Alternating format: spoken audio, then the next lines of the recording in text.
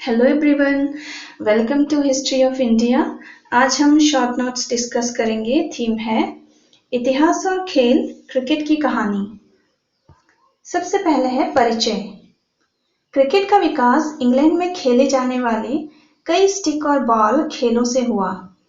17वीं शताब्दी तक यह इतना विकसित हो गया कि एक विशिष्ट खेल के रूप में पहचाना जाने लगा।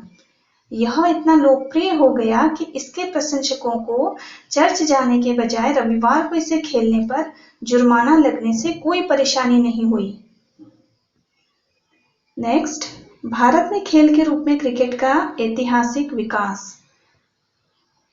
इंग्लैंड के इतिहास द्वारा क्रिकेट को इसकी अनूठी प्रकृति दी गई थी। क्रिकेट की खासियत: एक मैच 5 दिनों तक चल सकता था और फिर भी ड्रॉ में समाप्त हो सकता था। पिच की लंबाई निर्दिष्ट थी 22 गज, लेकिन जमीन का आकार नहीं था। कारण: क्रिकेट के नियम औद्योगिक क्रांति से पहले बनाए गए थे, जब जीवन धीमी गति से चलता था। क्रिकेट आम जमीन पर खेला जाता था। प्रत्येक कॉमन का आकार और साइज अलग अलग था। कोई डिजाइन की गई सीमाएं या सीमा हिट नहीं थे। क्रिकेट का पहला लिखित कानून 1744। प्रधानाचार्य उपस्थित सज्जनों में से 2 अंपायरों का चयन करेंगे, जो सभी विवादों का पूर्णतः निर्णय करेंगे। स्टंप 22 इंच ऊंचे होने चाहिए और उनके आर पार 6 इंच का बेल होना चाहिए। गेंद 5 से 6 ओस के बीच होनी चाहिए। स्टंप के 2 सेट 22 गज की दूरी पर। दुनिया का पहला क्रिकेट क्लब 1760 के दशक में हैम्बल्डन में बनाया गया था। मैरीलेबोन क्रिकेट क्लब (MCC) की स्थापना 1787 में हुई थी। 1788 में MCC ने कानूनों का पहला संशोधन प्रकाशित किया और क्रिकेट के नियमों का संरक्षक बन गया। 18वीं सदी के दूसरे भाग में खेल के कई बदलाव हुए। गेंद को हवा में पिच कराना आम बात हो गई। घुमावदार बल्लों का स्थान सीधे बल्लों ने ले लिया। गेंद का वजन 5.5 से 5 3/4 औंस के बीच सीमित था। बल्ले की चौड़ाई 4 इंच तक सीमित कर दी गई। तीसरा स्टंप आम हो गया। 3 दिन एक बड़े मैच की लंबाई बन गए। सबसे पहले 6 सीम वाली क्रिकेट गेंद की शुरुआत हुई। एक खेल के रूप में क्रिकेट औद्योगिक क्रांति के प्रारंभिक चरण के दौरान बदल गया और परिपक्व हो गया, लेकिन ग्रामीण इंग्लैंड में इसकी उत्पत्ति के प्रति सच्चा बना रहा। अन्य खेलों के विपरीत, क्रिकेट ने औद्योगिक या मानव निर्मित सामग्रियों के साथ अपने उपकरणों का रीमेक बनाने से इनकार कर दिया। हालांकि सुरक्षात्मक उपकरण तकनीकी परिवर्तन से प्रभावित हुए थे। खेल और अंग्रेजी समाज। अंग्रेजी में क्रिकेट के संगठन ने अंग्रेजी समाज की प्रकृति को दर्शाया। इस खेल के खिलाड़ियों को 2 श्रेणियों में बांटा गया: अमेच्योर शौकीन, ये अमीर थे जो आनंद के लिए खेलते थे, वे सज्जन थे। खिलाड़ी, ये वे पेशेवर थे जो पैसों के लिए खेलते थे। सज्जनों के पक्ष में क्रिकेट के नियम बनाए गए। इन सज्जनों ने अधिकांश बल्लेबाजी की। खिलाड़ियों पर उनकी श्रेष्ठता ने केवल टीमों के बल्लेबाजों को कप्तान बनाया।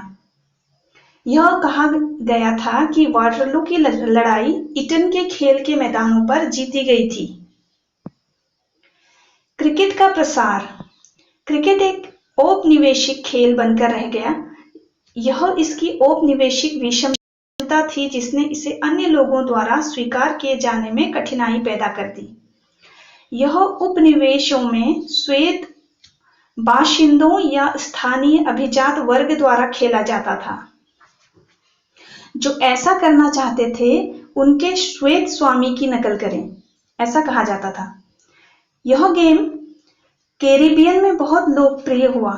क्रिकेट में सफलता नस्लीय समानता और राजनीतिक प्रगति का पैमाना बन गई। भारतीय क्रिकेट के प्रारंभिक इतिहास में टीमों को भौगोलिक सिद्धांतों के आधार पर संगठित नहीं किया गया था और 1932 तक ऐसा नहीं हुआ था कि किसी राष्ट्रीय टीम को टेस्ट मैच में भारत का प्रतिनिधित्व करने का अधिकार दिया गया था। क्रिकेट, जाति और धर्म। पहला भारतीय क्लब कलकत्ता क्रिकेट क्लब 1792 में स्थापित किया गया था। क्रिकेट खेलने वाले पहले भारतीय समुदाय पारसी थे। उन्होंने प्रथम भारतीय क्रिकेट क्लब की स्थापना 1848 में बॉम्बे में ओरिएंटल क्रिकेट क्लब के नाम से की। यह अन्य भारतीयों के लिए एक मिसाल बन गया जिन्होंने धार्मिक समुदाय के विचार के आधार पर क्लबों की स्थापना की। 1890 के दशक तक हिंदू जिमखाना और इस्लाम जिमखाना की बात होने लगी थी। औपनिवेशिक सरकार ने प्रोत्साहित किया सांप्रदायिक क्लब और संस्थान। क्रिकेट को सांप्रदायिक और नस्लीय आधार पर आयोजित किया जाने लगा। यह चतुष्कोणीय टूर्नामेंट था क्योंकि इसमें 4 टीमें खेली गई थी, यूरोपीय, पारसी, हिंदू और मुस्लिम। बाद में यह पंचकोणीय बन गया जब इसमें बाकी अर्थात 5वीं टीम जोड़ी गई। 1930 और 1940 के दशक तक भारत के सबसे सम्मानित राजनीतिक व्यक्ति महात्मा गांधी सहित कई लोगों ने भारत को सांप्रदायिक आधार पर विभाजित करने के लिए पेंटाकुलर की निंदा की। क्रिकेट का आधुनिक परिवर्तन।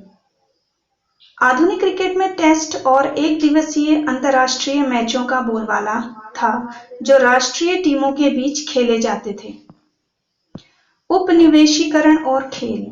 उपनिवेशवाद से मुक्ति एक ऐसी प्रक्रिया थी जिसके कारण खेल सहित कई क्षेत्रों में अंग्रेजी प्रभाव में गिरावट आई। 1950 और 1960 के दशक के दौरान विश्व क्रिकेट के औपनिवेशिक प्रभुत्व को इस तथ्य से देखा जा सकता था कि इंग्लैंड और अन्य श्वेत राष्ट्रमंडल देश, ऑस्ट्रेलिया और न्यूजीलैंड जारी रहे। दक्षिण अफ्रीका के साथ मैच खेले। एशिया और अफ्रीका।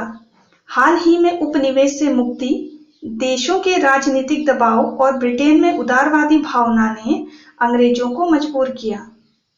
क्रिकेट अधिकारियों ने 1970 में दक्षिण अफ्रीकी का दौरा रद्द कर दिया। वाणिज्य, मीडिया और क्रिकेट। 1970 का दशक वह दशक था जिसमें क्रिकेट में बदलाव आया। 1971 में मेलबर्न में इंग्लैंड और ऑस्ट्रेलिया के बीच पहला एक दिवसीय अंतर्राष्ट्रीय मैच खेला गया। 1977 में ऑस्ट्रेलियाई टेलीविजन टाइकून केरी पेकर ने खेल को हमेशा के लिए बदल दिया। उन्होंने क्रिकेट को टेलीविजन पर प्रसारित होने वाले पैसे कमाने वाले खेल के रूप में देखा।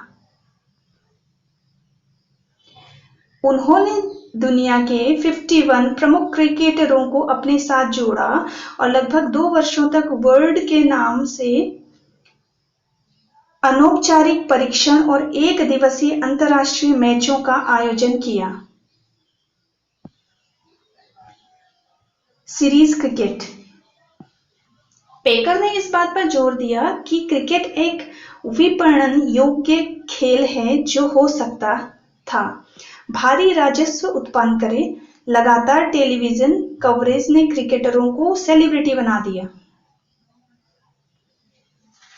टेलीविजन कवरेज से भी दर्शकों का विस्तार हुआ और बच्चे क्रिकेट प्रशंसक बन गए। बहुराष्ट्रीय कंपनियां क्रिकेट के लिए एक वैश्विक बाजार तैयार किया। इससे क्रिकेट में शक्ति संतुलन बदल गया था। भारत में इस खेल के लिए सबसे बड़ी दर्शक संख्या थी और इसलिए खेल का गुरुत्वाकर्षण केंद्र दक्षिण एशिया में स्थानांतरित हो गया था। बदलाव का प्रतीक आईसीसी मुख्यालय को लंदन से कर मुक्त दुबई में स्थानांतरित कराना था। क्रिकेट में नवाचार भारत, पाकिस्तान और श्रीलंका जैसा देशों में उपमहाद्वीपीय टीमों के अभ्यास से आए हैं। दूसरा और रिवर्स स्विंग पाकिस्तानी नवाचार है। तो दोस्तों, आज का टॉपिक यहीं तक। मिलते हैं न्यू टॉपिक के साथ। Till then take care.